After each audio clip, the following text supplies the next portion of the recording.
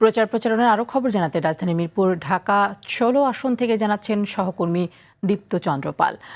দীপ্ত, অভিযোগ পাল্টা অভিযোগের মধ্য দিয়ে প্রায় সপ্তাহখানেক ধরে চলছে প্রচারণা।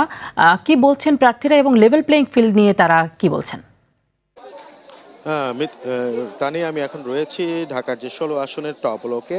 এই আসনে কিন্তু ইতিমধ্যে প্রচারণা শুরু হয়েছে এবং কয়েকদিন ধরেই প্রচারণা শুরু হওয়ার পর থেকেই এই আসনে কিন্তু যারা প্রার্থী রয়েছেন তারা কিন্তু জোর প্রচার চালাচ্ছেন। আমি যদি এই আসন সম্পর্কে একটু বলি, এখানে প্রায় ৪ লক্ষেরও বেশি ভোটার রয়েছে, যার মধ্যে ১,৯৯,০০০-এর কিছু বেশি নারী ভোটার, পাশাপাশি ২,০১,০০০-এর কিছুটা বেশি পুরুষ ভোটার রয়েছে। এবং একটু যদি বলে রাখি এই এলাকার অবস্থানটা, এখানে কিন্তু বেশ কিছু ক্যাম্প এবং বেশি বস্তি রয়েছে, সেখানে প্রায় লাখখানেক ভোটার কিন্তু রয়েছে। এবং তাদের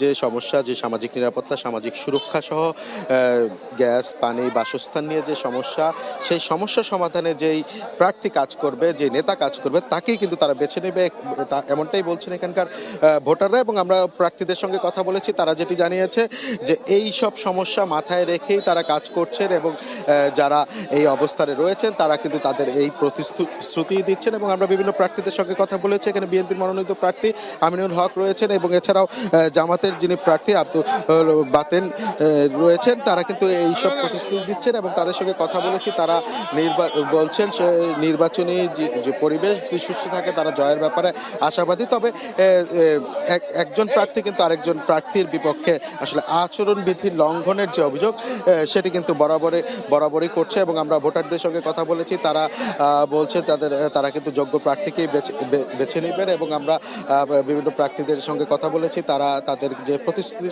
যে ফুলঝুরি, সেটি শোনাচ্ছেন এবং বলছেন যে নির্বাচিত হলে যে এই এলাকার নিরাপত্তা, সামাজিক যে সুরক্ষা, সেটি নিয়ে কিন্তু কাজ করবেন। এবং আমি এখন যেখানে রয়েছি, এখানে কিন্তু কিছুক্ষণের মধ্যেই যে বিএনপির মনোনীত প্রার্থী আমিনুল হক তিনি উপস্থিত হবেন এবং এখান থেকে তিনি তার আজকের দিনে গণসংযোগ শুরু করবেন এবং দিনভর তার গণসংযোগের পরে বিকালের পর থেকে কিন্তু আবার তিনি গণসংযোগ শুরু করবেন। তো তানি, এই ছিল আমার কাছে ঢাকা ১৬ থেকে সবশেষ তথ্য। তানি।